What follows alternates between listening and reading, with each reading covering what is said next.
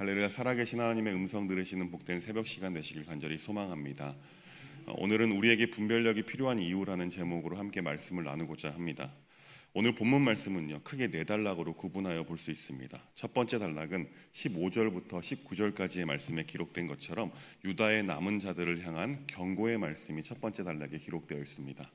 하나님께서는 예레미야 선지자를 통하여 이스라엘 백성들에게 바벨론 포로로 끌려갈 것을 말씀하셨습니다. 그런데 거짓 선지자 노릇하는, 듣기 좋은 말을 하는 가짜 선지자들이 일어나 이스라엘 백성들을 듣기 좋은 말로 미혹했습니다. 그 결과 예레미야에게 임한 하나님의 말씀을 듣고 순종하여 바벨론으로 끌려간 이들과 거짓 선지자들의 입에 발린 말에 속아 예루살렘의 남은 자들로 나뉘게 되었습니다. 하나님의 말씀에 순종한 자들, 즉 바벨론의 포로가 된 자들의 모습이 오늘 본문 앞부분인 1절부터 14절까지의 말씀에 기록되어 있습니다. 그들은 바벨론으로 포로로 끌려갔지만 그곳에서 집을 짓고 살았다라고 말씀합니다. 또한 그들에게는 평안이 있고 미래와 희망이 있다라고 4절부터 14절까지의 말씀을 통해 증언하고 있습니다. 그러나 오늘 본문의 첫 번째 단락인 15절부터 19절까지의 말씀을 보면 거짓 선지자들에게 속아 바벨론 포로로 끌려가지 않고 유다 본국에 남아있는 자들을 향한 말씀이 선포됩니다. 인간적인 생각으로 볼 때 유다의 남은 백성들이 더 복받은 상태다라고 볼 수 있을 것입니다. 그들에게는 식량이 있고 평안과 미래가 있는 것처럼 보입니다. 그런데 하나님께서는 단호하게 아니다라고 말씀하십니다. 오늘 본문에 따르면 유다 본국에 남아있는 자들은 칼과 기근과 전염병을 겪게 된다라고 분명하게 말씀하시죠. 또한 세계 여러 나라에 흩어져 학대를 당하게 될 것이다 라고 말씀합니다. 실제로 주전 586년경에 유다 예루살렘은 하나님의 말씀대로 멸망당하게 되었습니다. 유다는 참혹한 땅이 되었고 수많은 사람들이 죽어 묻을 곳조차 없는 황폐한 땅이 되었습니다. 겨우 살아남은 자들은 여러 나라에 흩어져 조소와 수모의 대상이 되었습니다. 하나님께서는 이 바벨론에 끌려온 자들과 유다 본국에 남아있는 자들을 오늘 본문 말씀을 통해서 대조하고 계십니다. 유다의 남은 자들, 복받은 것 같지만 재앙이 그들에게 다가가고 있었습니다. 거짓 선지자들의 입에 발린 듣기 좋은 말에 속아 재앙이 다가오고 있는 것을 인지하고 있지 못한 것입니다. 그러나 바벨론에 끌려간 자들은 재앙을 받은 자들 같지만 실상은 하나님의 울타리 안에 있는 상태였습니다. 포로로 끌려간 바벨론은 오히려 그들의 피난처 역할을 하고 있습니다. 왜냐하면 그곳에 지금 하나님이 그들과 함께 계시기 때문입니다. 그렇게 우리에게는 영적인 분별력이 필요합니다. 분별하지 못하면 어떤 것이 복인 줄 알지 못하고 결국 사람들은 자신이 듣기 좋은 말에 반응하게 되는 것이죠. 우리는 인지해야 합니다. 하나님의 말씀은요, 항상 듣기 좋은 말씀만 선포되지 않는다는 것을 말입니다. 하나님께서는요, 자녀된 우리를 너무나 사랑하셔서 자녀들이 잘못된 길로 가려고 할 때 때론 불편하고 우리에게 듣기 싫은 말씀이지만 그 말씀이 선포되게 되는 것을 말씀을 통해 우리는 알 수 있습니다. 우리는 이것을 기억해야 하는 것이죠. 이어서 두 번째 단락은요, 20절부터 23절까지의 말씀으로 거짓 선지자들의 최후에 대해서 선포하고 있습니다. 당시 고대 근동 지방에서는요, 각 지역마다 그곳을 섬기는 토속신이 있다라고 믿었습니다. 거짓 선지자 역할을 하는 아합과 시드기야도 그렇게 믿었습니다.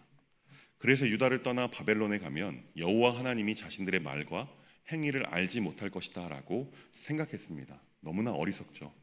그래서 그들은 두 가지 중대한 죄를 범했다고 오늘 본문은 말씀합니다. 첫 번째는 바벨론이 멸망하고 유다 백성들이 빠른 시일에 유다로 다시 돌아가게 될 것이라는 거짓 예언을 한 것입니다. 이것이 죄인 이유는 바벨론의 포로로 끌려가 멍에를 매라는 하나님의 말씀과 정면으로 대치되기 때문에 그렇습니다. 두 번째는 이웃의 아내와 간음한 죄를 그들은 범했습니다. 십계명에도 분명 이웃의 아내를 탐하지 말라라고 기록되어 있죠. 그런데 그들은 그것도 어기고 간음을 저질렀습니다. 이 아합과 시드기야는요, 조금 전에 말씀드린 것처럼 하나님을 유다 지역에 묶여있는 토속신 정도로 생각했던 것입니다. 사실 이것이 더 큰 죄이죠.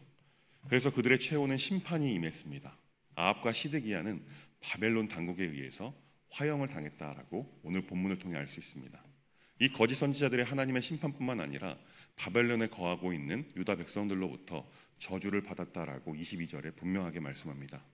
그렇습니다. 지금 이 시대에도 거짓 선지자와 같은 노릇을 하는 자들이 얼마나 많은지 모릅니다. 그들은 많은 성도들을 미혹하고 있습니다. 조금만 주의 깊게 살펴보면 그들의 행동이나 말들이 이상하다라는 것을 금세 알아챌 수 있을 것인데, 안타깝지만 많은 성도가 미혹에 빠져 이단 사이비에 빠져 있음을 보게 되는 것이죠. 사랑하는 여러분, 그래서 우리는 분별력이 필요한 것입니다. 그 분별력으로 우리가 분별해야 하는 것은 바로 길입니다. 길을 알면 우리는 최후를 알 수 있습니다. 우리가 알아야 하는 길은요, 다른 길이 아닙니다. 말씀의 길입니다. 하나님의 말씀의 길을 걷는 사람의 최후는요, 승리와 영생인 줄 믿으시기 바랍니다. 그러나 거짓 선지자들의 말에 미혹된 이들의 최후는요, 승리와 영생이 아니라 영원한 심판이라는 사실을 기억해야 합니다. 여러분, 하나님의 말씀의 길을 걷는 우리 모두가 되었으면 좋겠습니다. 이어서 세 번째 단락을 살펴보겠습니다. 세 번째 단락은요, 24절부터 28절까지의 말씀으로 스마야의 선동에 관한 말씀이 기록되어 있습니다. 당시 유다에 남은 백성은 바벨론 포로들과 편지를 왕래했습니다. 바벨론 유다 포로들과 유다에 남은 백성들 사이에 편지가 오가는 것은요, 바벨론 당국에서도 장려하는 아주 정치적인 행동이었습니다. 시드기야 왕에게 바벨론에는 너희 백성이 포로로 잡혀 있다는 사실을 깨닫게 하는 것, 환기시키는 것, 그 용도로 이 편지가 오가는 것만큼 확실한 것은 없었기 때문입니다. 바벨론에 거주하고 있는 거짓 선지자 스마야는 왜 선지자 노릇하고 있는 예레미야를 처벌하지 않느냐, 그를 처형하라는 편지를 유다에 보냈습니다. 예레미야가 바벨론에 있는 백성에게 편지하기를 바벨론에 복종하여 그곳에 정착하면 하나님 70년 후에 귀환하게 해주신다라고 말했기 때문에 그렇습니다. 스마야의 이름의 뜻은요, 여호와 하나님이 들으신다라는 뜻을 가지고 있습니다. 스마야는 하나님께서 들으시는데 거짓을 예언했습니다. 스마야는 유다에 있는 백성과 제사장 스바냐와 그리고 모든 제사장에게 편지했습니다. 스마야는 속히 예레미야의 죄를 물어 그를 처단하고자 했던 것입니다. 왜 그랬을까요? 예레미야가 자기의 생각과 전혀 다른 말을 하고 있기 때문에 그렇습니다. 그런데 예레미야가 하고 있는 말은요, 예레미야 그 자신의 말이 아니죠. 누구의 말입니까? 바로 여호와 하나님의 말씀입니다.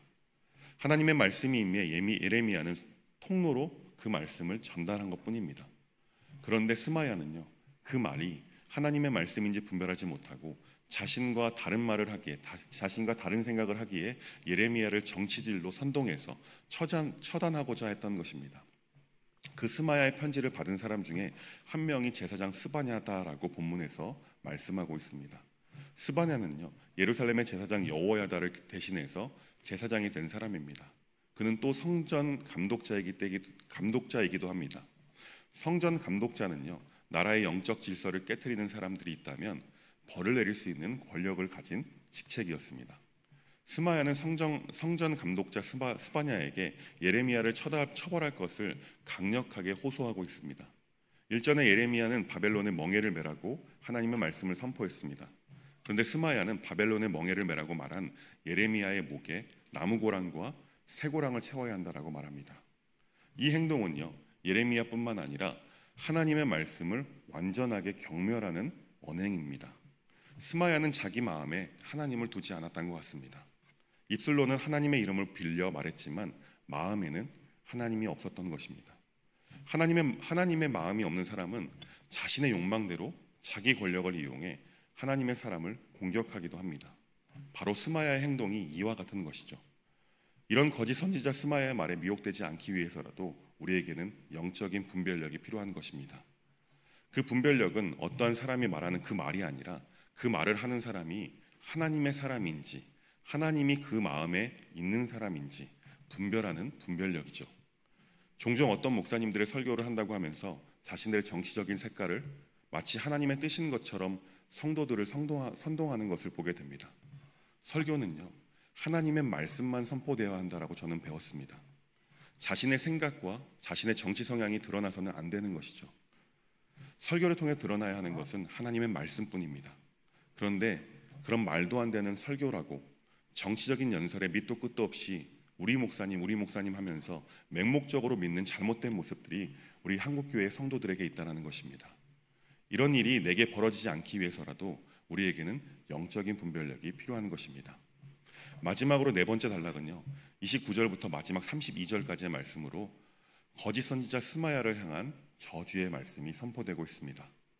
제사장 스바냐가 스마야의 편지를 받고 예레미야에게 읽어주었다라고 본문은 말씀합니다. 그러자 여호와 하나님의 말씀이 예레미야 선지자에게 임했습니다. 하나님께서는 스마야를 보내지 않았다라고 단언하셨습니다. 다시 말하면 스마야 그는 어떠한 권한도 없이 하나님의 이름을 팔아서 자신의 말을 전하고 있던 것입니다. 하나님께서 보내지 않으셨다라고 한다면 그것으로 끝입니다. 바로 하나님의 저주가 스마야에게 임했습니다. 하나님께서는 스마야와 그 자손을 벌하여 살아남은 자손이 하나도 없을 것이다 라고 예레미야의 입을 통해 선포하셨습니다. 그렇습니다. 그렇게 우리는 분별력이 필요합니다. 어떠한 분별력이냐면 사람이 아닌 하나님을 두려워하는 분별력입니다. 우리가 두려워해야 할 분은 하나님 한 분밖에 없습니다. 세상 사람들은요, 질병을 두려워합니다. 사고를 두려워합니다. 시험을 두려워합니다. 전염병 이런 것들을 두려워하지만 우리 그리스도인들은요, 하나님을 가장 사랑하면서도 하나님을 가장 두려워해야만 합니다. 분별력이 없으면요, 우리는 하나님을 두려워하지 않게 되죠. 대신에 스마야 같은 거짓 선지자, 하나님의 이름을 팔아 선지자 노릇하는 사람들을 두려워하게 되는 것을 보게 됩니다. 분별력이 없으니 거짓 말씀에 속아 그 말씀에 매여 살게 되는 것이죠. 사랑하는 성도 여러분, 우리에게 그래서 분별력이 필요합니다. 이 분별력은요, 다른 어떤 것에 근거한 것이 아니라 바로 하나님의 말씀에 근거해야 될 줄 믿습니다. 그래서 우리는 하나님의 말씀을 늘 내 안에 품고 살아야 하는 것입니다. 날마다 하나님의 말씀을 품고 속이는 세상에서 분별하여 하나님의 말씀의 정도의 그 길을 걸어가는 우리 모두가 되길 주님의 이름으로 간절히 축원합니다. 기도하겠습니다. 하나님, 오늘 말씀을 통하여 거짓이 판치는 세상 속에서 분별하는 것이 얼마나 중요한지 깨닫게 하심에 감사를 드립니다. 우리가 늘 말씀 안에 거하게 하시고 하나님의 말씀을 품고 살아가게 하여 주옵소서. 그리하여 말씀에 근거하여 분별함으로 이 세상에서 하나님의 말씀의 정도의 길을 걸어가게 하옵소서. 예수님의 이름으로 기도합니다. 아멘.